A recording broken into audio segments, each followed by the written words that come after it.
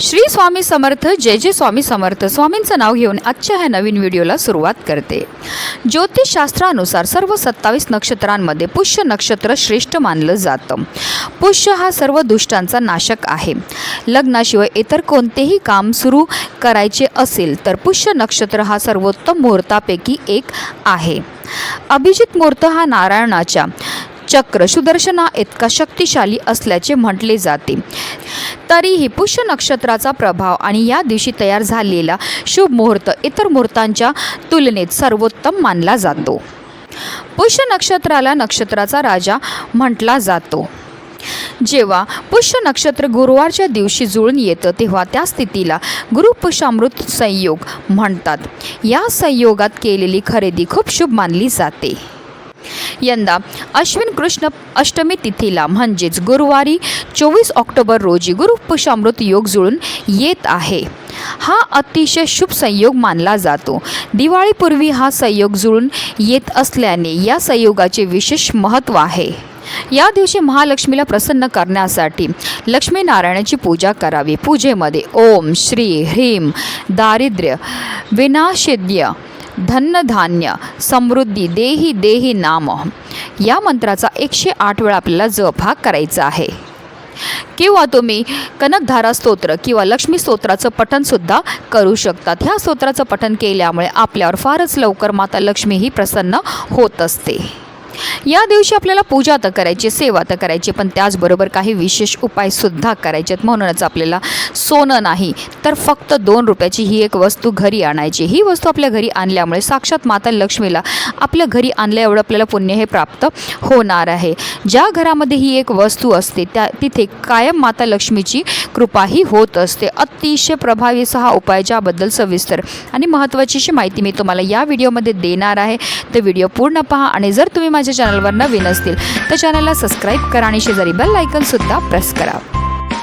गुरुपुष्यामृत योगाच्या दिवशी आपल्याला सकाळी ब्रह्ममुहूर्तावर उठायचं आणि स्नान करायचे. स्नान करताना आवर्जून आपल्याला आंघोळीच्या पाण्यामध्ये चिमूटभर हळदही टाकायची. हळद टाकल्यामुळे आपल्या कुंडलीमध्ये असणारा गुरुग्रह बलवान होतो, ज्यामुळे आपल्या जीवनामध्ये असणाऱ्या आर्थिक समस्यांपासून आपल्याला मुक्तता हे मिळत असते. त्यानंतर आपल्याला स्वच्छ वस्त्र हे परिधान करायचे.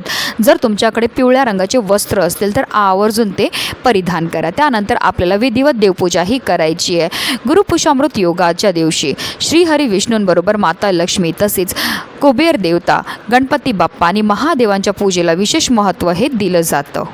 तसेच या दिवशी आपल्याला कनकधारा स्तोत्राचं पठण करायचं आहे, लक्ष्मी स्तोत्राचं पठण करायचं आहे, तसेच विष्णू सहस्त्रनामाचं पठणसुद्धा करायचं आहे. ह्या सर्व सेवा करून झाल्यानंतरच आपल्याला ही वस्तू जी आहे ती आपल्या घरी आणायची. जेव्हा आपण सेवा करतो त्याचबरोबर काही उपाय करतो तेव्हा आपल्याला केलेल्या उपायाचं त्वरित फळ हे प्राप्त होत असतं.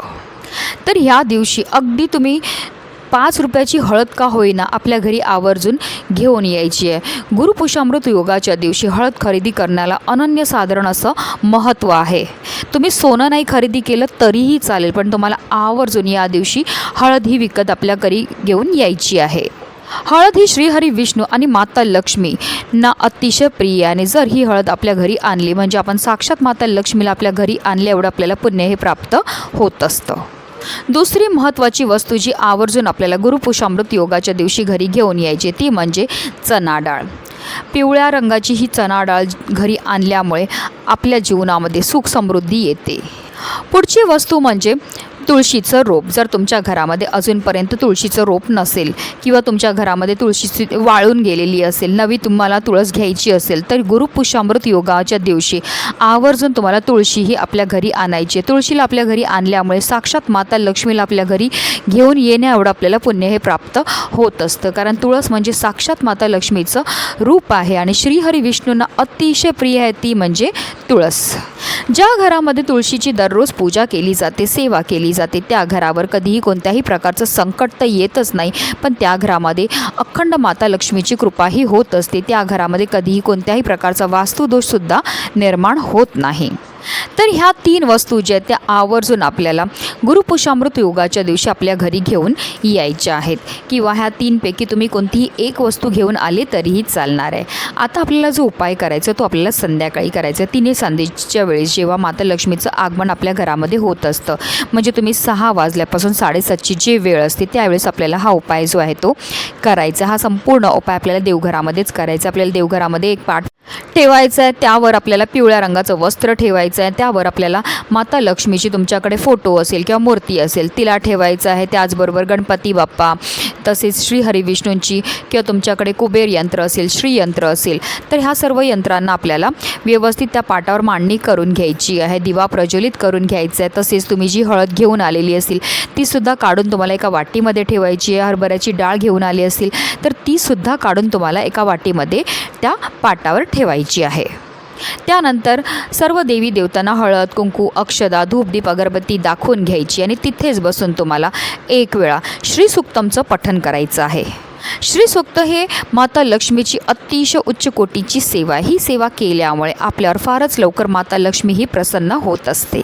त्यानंतर हात जोडून मनोभावे आपल्याला माता लक्ष्मीचं स्मरण करायचं आहे. श्री हरिविष्णूंना, तसेच गणपती बाप्पा, कुबेर देवता, महादेवांचं स्मरण करायचं आणि आपल्या मनातली इच्छाही बोलायची. आपल्या आयुष्यामध्ये असणारे जे दुःख आहे, दारिद्र्य, संकट आहेत, विघ्न आहेत, दोष आहेत ते दूर करण्याकरता मनोभावे प्रार्थनाही करायची. त्यानंतर ह्या सर्व वस्तू सर्व देवी देवतांना त्या पाटावरच आपल्याला संपूर्ण रात्रभर ठेवायचं. दुसरा दिवस आहे शुक्रवार. शुक्रवारच्या दिवशी आपल्याला काय करायचं आहे, सकाळी उठल्यानंतर स्नान करायचे. देवपूजा करायच्या अगोदर पुन्हा देवांना सर्व त्यांच्या स्थानावर आपल्याला ठेवायचं आहे.